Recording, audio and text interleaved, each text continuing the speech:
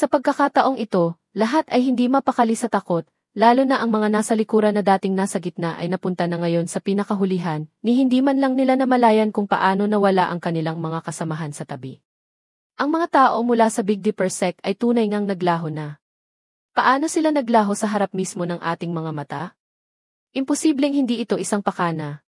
Siguradong nakita na ng Tandijun na iyon ang mapa ng kayamanan. Lintik! Nilinlang niya tayo. Nang makita ito ni Matandang Lee, mayabang siyang tumawa ng ha, sabay turo sa kanyang ulo, huwag ninyong kalimutan, nakita ko rin ang mapa ng kayamanan.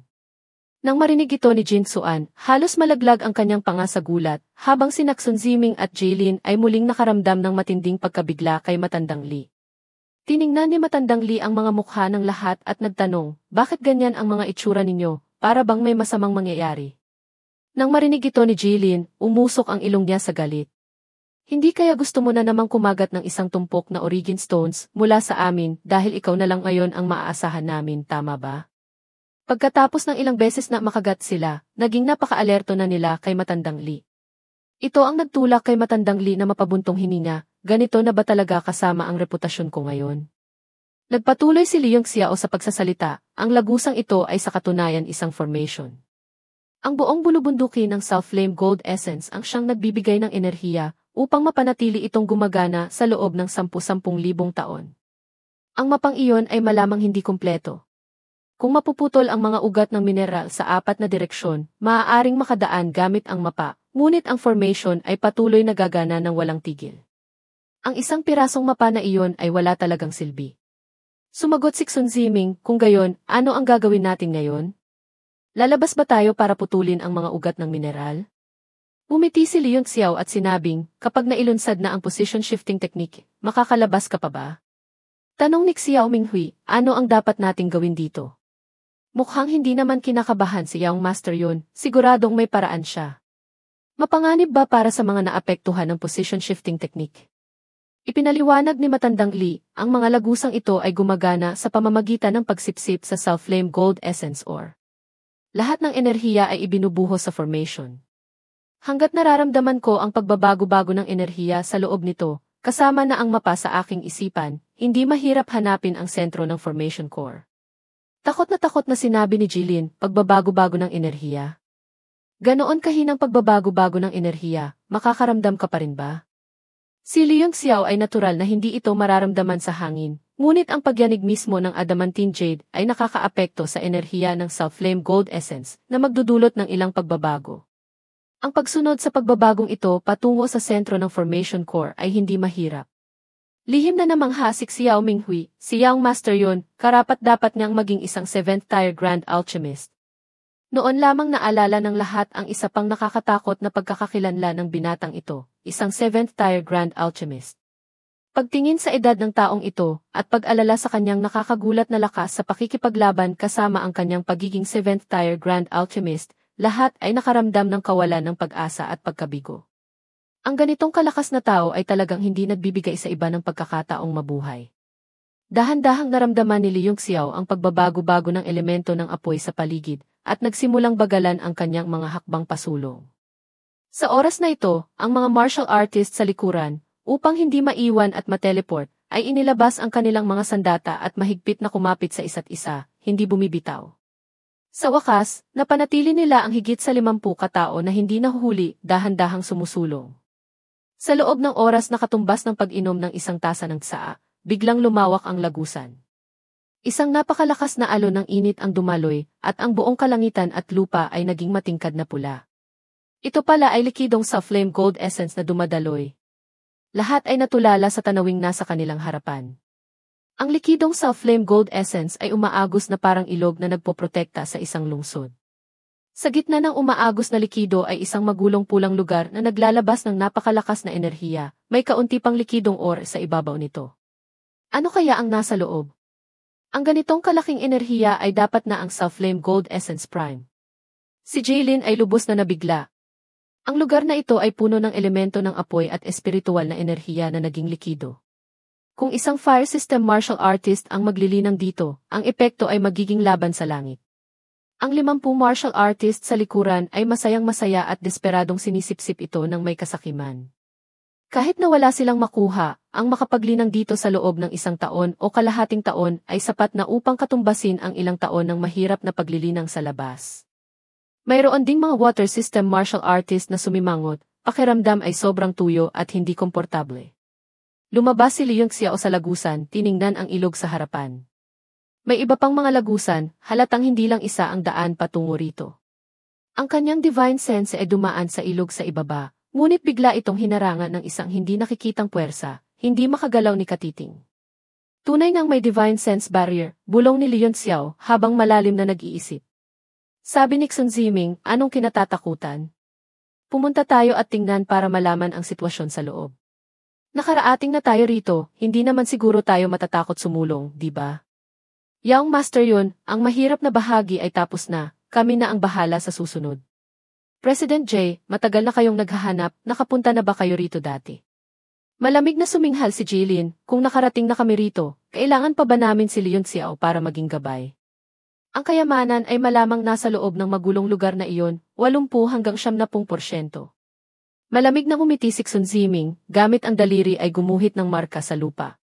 Mga Ginoo, tingnan ninyong mabuti ang markang ito. Malinaw na may bagong dumaan dito, at ang kanilang pakay ay pumunta sa sentro. Bukod sa inyong Thunderwind Chamber of Commerce, may iba pa, o di kaya ang grupo ni Nathan Dijo ng Big Dipper Sect. Sa tingin ko, ang grupong iyon ay nasa loob pa rin ng maze, hindi makahanap ng labasan. Ang puso ni Jilin ay nayanig. Tumingin siya kay Xun Ziming pagkatapos sa lupa. Tunay ngang may mga bakas ng paa. Kung hindi dahil sa sobrang kapal ng elemento ng apoy dito, imposible sanang mag-iwan ng marka. Biglang nagbago ang kanyang mukha, sumigaw siya sa takot, Hindi kaya siya iyon? Siya buhay pa siya.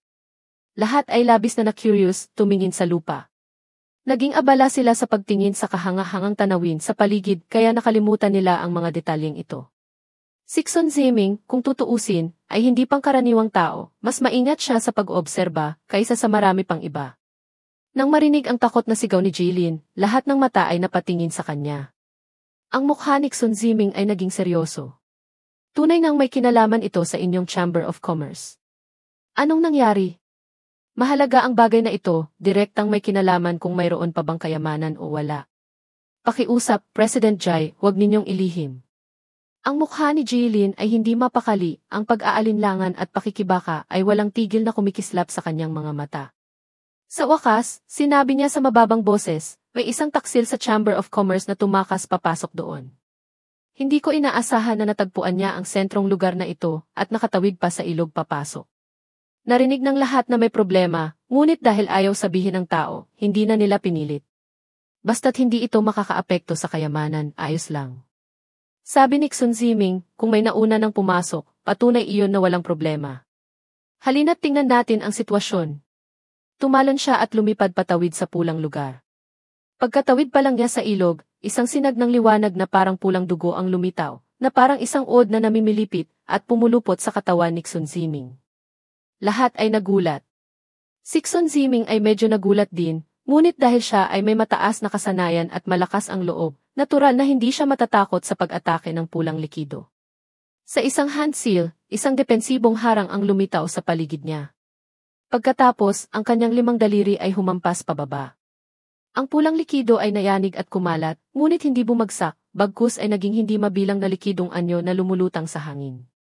Pagkatapos, bigla itong sabay-sabay na sumugod kay Xun Ziming. Hindi mabilang na kumukulong lava na parang mga bolang apoy, na may nakakagulat na temperatura at espiritual na enerhiya, ang sumugod. Mula sa malayo pa lang ay ramdam na ang panganib. Nagbago ang ekspresyon ni Xun Ziming, hindi niya inaasahan na ganito kahirap kalabanin ang pulang likido. Sumigaw siya ng mahina at inilabas ang kanyang dumain, upang subukang pigilan ang mga pulang likidong ito. Ngunit sa ilang hingahan lang, nalagpasan ng pulang likido ang kanyang dumain at patuloy na sumugod, malapit na. Hindi na maiiwasan. Mabilis na gumawa ng mga hand seal si Xun Ziming. Sunod-sunod na gintong sinag ng liwanag ang lumabas mula sa kanyang mga hand seal na muo bilang isang protektibong liwanag sa paligid niya. Muli siyang nagpakawala ng libu-libong sinag ng liwanag, sinira ang mga bolang apoy sa paligid. Ang lava ay sumabog sa buong kalangitan. Nakatakas si Xun Ziming, Ngunit hindi siya lumipad patungo sa sentro, sa halip ay nagbago ang kanyang galaw at bumalik, lumapag sa lupa na may seryosong ekspresyon.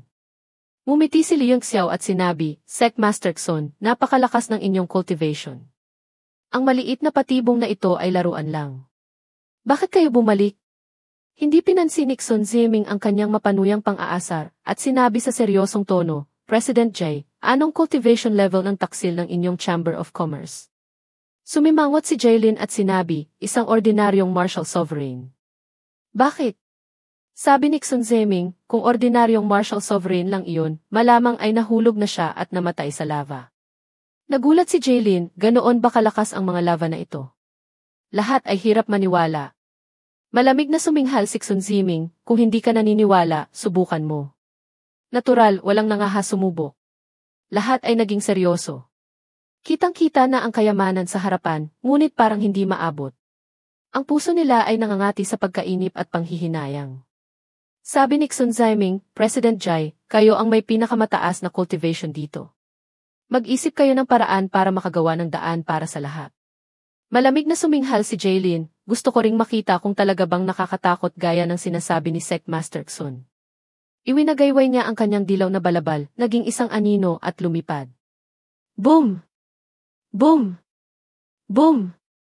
Tatlong malalakas na pagsabog ang umalingaw sa lava, at tatlong agos ng lava ang lumipad at umikot sa lugar. Umigting si Jaylin at agad na nag-anyong gorilya, malamig na sumigaw, ang kaunting lava na ito ay hindi makakatakot sa akin. Nang malapit nang makatawid si Jaylin sa kabilang panig, bigla, mula sa magulong pulang lugar, isang malakas na dagundong ang narinig, parang ngungal ng isang mabangis na hayop. Isang sonic wave attack ang kumalat at tumama kay Jaylin, itinulak siya paatras. Eke! Si Jaylin, isang 9-star martial sovereign, ay nasugatan sa isang ataking iyon. Takot na takot siyang umatras. Ang pulang likido sa ibaba ay mabilis na umagos, ang mataas na temperatura ay muling tumama pataas, namuo ulit bilang ilang pulang likido na pumulupot kay Jaylin, na para bang hindi siya papakawalan. Isang anino ng espada ang lumabas, patong-patong, na naging dahilan upang sumuka ng dugo, si Jaylin ang kanyang buong katawan ay parang saranggolang naputulan ng tali, tumilapon paatras. Ang mga lava ay humabol din ng malapitan. Hindi maganda. Tulungan ninyo siya, sigaw ni Liang Xiao. Walang sabi-sabi, sumugod siya. Isang tuwid na hiwa ng espada ang pinakawalan ni Liang Xiao. Ang liwanag ng espada ay naglalaman ng power of rules, pinuputol ang pulang likido. Nakita lamang si Jaylin na nahihirapang umakyat. Hindi makapaniwala ang mukha ni Jaylin, akala niya ay namalikmata siya o may masamang balak si Liang Xiao. Nag-iingat siyang nagtanong, anong gusto mo? Galit na nagmura si Liang Xiao, ina mo. Hindi ka pa ba tatakas? Kung hindi ka lang 9-star martial sovereign, hindi kita ililigtas. Bigla, naramdaman niya ang isang napakalakas na puwersa na nagmumula sa sentro. Isang pulang-pulang anino ang lumipad pataas, humampas ng isang palad patungo sa kanilang dalawa. Ang mga martial artist sa pampang ng ilog ay puno ng takot. Masyadong mabilis ang pulang anino, hindi nila makita ng malinaw. Ang aninong iyon ay walang takot, ginamit pa ang katawan nito upang labanan ang Northern Ethif Cold Crystal Sword ni Liang Xiao. Pagkatapos, gumawa ito ng mga hand seal. Biglang nanliit ang mga mata ni Liang Xiao, nakatitig sa footwork at hand techniques ng anino, sumigaw sa takot, thousandly illusionary light steps. Natakot si Liang Xiao. Isang nakakagimbal na seal ang namuo sa ibabaw ng lava, ang seal ay nagtataglay ng ephemeral life artistic conception, parang isang kagandahang yumayapak sa niebe, nagliliwanag sa apat na direksyon, isang magandang tanawin na puno ng saya. Hindi na nagawang alalahanin ni Liang Xiao ang susunod na seal ng pulang anino.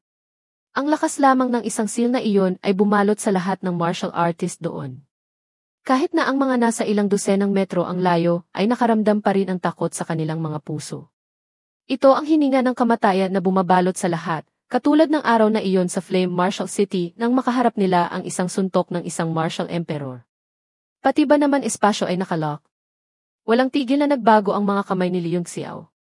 Tatlong sinaunang scriptures ang naglabas ng maningning na gintong liwanag, tumama sa apat na direksyon. Ang Kingming Seal ay sumira sa selyo sa paligid. Umalingaw ang malalakas na tunog sa paligid ni Liang Xiao, kumakalat sa iba't ibang lugar. Alam niya na kahit anong gawin niya, hindi niya mapipigilan ang seal na ito. Ang scene na ito ay napakalinaw. Noong una niyang nilikha ang galaw na ito, isinaalang-alang na niya ang special rules na sinasarhan ang lahat ng daan patakas. Ngunit sa sandaling ito, gamit ang kanyang makapangyarihang soul force, pilit niyang ginamit ang Kingming Seal, puwersahang pinunit ang sealing force. Pagkatapos, ang primordial STVI ay nagpakawala ng isang napakalakas na spiritual force, agad na nag-teleport palabas. Body swapping technique. Ang mga martial artists sa kabilang panig ay nakanganga, naghihintay na makita kung paano haharapin ni Leon Xiao ang nakakagimbal na atake ng taong iyon.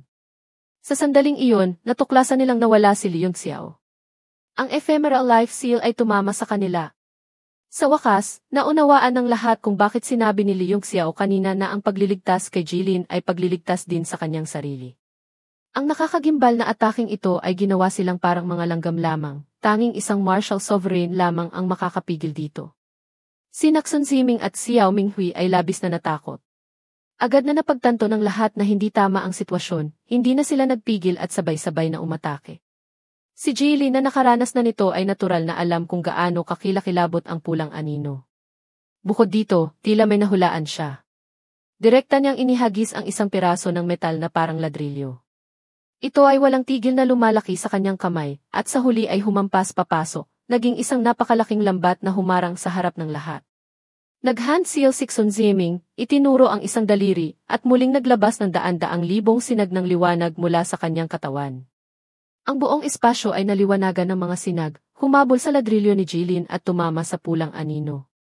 Ang palad ni Xiao Minghui ay humampas sa isang jade tablet. Ang jade tablet ay naglabas ng berding liwanag, namuo bilang berding sword key sa himpapawid, at biglang sumugod. Nang magsanib puwersa ang tatlong dakilang eksperto sa pag-atake, ang iba ay sunod-sunod ding kumilos, walang sinumang nagpigil. Sa sandaling ito, kung hindi sila magkakaisa, kamatayan lamang ang kanilang haharapin. Ang nakakatakot na ephemeral life seal ay tumama sa ladrilyo ni Jilin, ang alon ng init ay umikot. Ang ladrilyo, sa ilalim ng ataking ito, ay nawala ng spiritual key at nahulog sa pader ng lava. Pagkatapos, ang liwanag ni Xun Ziming at ang sword key ni Xiao Minghui ay tumama, kasama pa ang higit sa 100 iba't ibang uri ng sinag ng liwanag mula sa mga martial sovereign hanggang sa mga martial ancestor na kumilos. Sa isang iglap, iba't ibang secret arts ang tumama sa seal na iyon. Ang pagyanig ng enerhiya ay bumalot sa buong espasyo. Atras. Pagkatapos salagin ang ephemeral life seal, alam ni Xun Ziming na ang kalaban ay napakalakas at hindi kayang labanan. Sumigaw siya ng malakas at nangunang tumakbo papasok sa lagusan. Ang isang palad na iyon ay bumagsak din buong. Bato at alikabok ang nagliparan. Ang mga lagusan sa paligid ay mabilis na nagbago. Hindi lamang ang kanilang daanan, kundi pati na rin ang higit sa 10 iba pang lagusan ay gumalaw. Nang tuluyang mawala ang huling lagusan, ang buong espasyo ay tuluyang tumahimik. Nagbago ang mukha ng grupo ni Xun Ziming. Natuklasan nilang lahat ng lagusan ay nasira. Bukod dito, mula sa mga lagusan ay may maririnig na malalakas na tunog, iyon ang mga martial artist na nawala sa ibang mga lagusan, kasama na ang mga tao mula sa Big Dipper sect na lumabas mula sa mga lagusan. Nang lumitaw ang lahat, ang buong paligid ay tumahimik. Lumitaw ang takot sa kanilang mga mata habang nakatingin sa anino sa gitna ng himpapawid. Isang ulap ang bumabalot sa kanyang buong katawan, kaya't hindi makita ng malinaw ang kanyang mukha. Ngunit ang makapangyarihang aura at ang makapal na self-flame gold essence key na bumabalot sa kanya ay nagbigay sa mga tao ng matinding pressure. Ang pulang anino na nababalutan ng ulap ay hindi makita ng malinaw ang itsura. Bigla, bahagya siyang gumalaw. Isang suntok ang kanyang pinakawalan sa himpapawid, kasing bilis ng kidlat. Lahat ay kinilabutan at natakot, umatras ng ilang hakbang, lubos na nag-iingat. Klang! Klang! Mga tunog ng pagkadurog ang narinig mula sa himpapawid. Ang target ng kanyang atake ay hindi sila, kundi ang kawalan. Ang espasyo sa paligid ay nabaluktot. Si Leon Xiao, gamit ang isang hand seal, ay kumislap at nawala pagkatapos ay lumitaw sa himpapawid. Ang kanyang mukha ay puno ng pagiging seryoso. Bigla siyang nagsalita, "Moxia Ochuan, ikaw ba yan?" Nang lumabas ang hindi pamilyar na pangalang iyon sa kanyang bibig, ang mukha ng lahat ay nagpakita ng pagkalito. Tanging si Jaylin lamang ang buong katawan na nanginig, ang kanyang mga mata ay nagpakita ng pagkagulat, at agad na lumabas ang intensyong pumatay, ang lamig ay namuo sa kanyang mga mata. Ang pulang anino sa ulap ay bahagyang nanginig ng ilang beses, pagkatapos ay agad na bumalik sa normal. Isang makapangyarihang aura ang lumabas, maingat na sinisiyasat ang direksyon ni Leon Xiao. Ang pagkikita ng guro at estudyante sa ganitong sitwasyon ay tunay ngang kakaiba.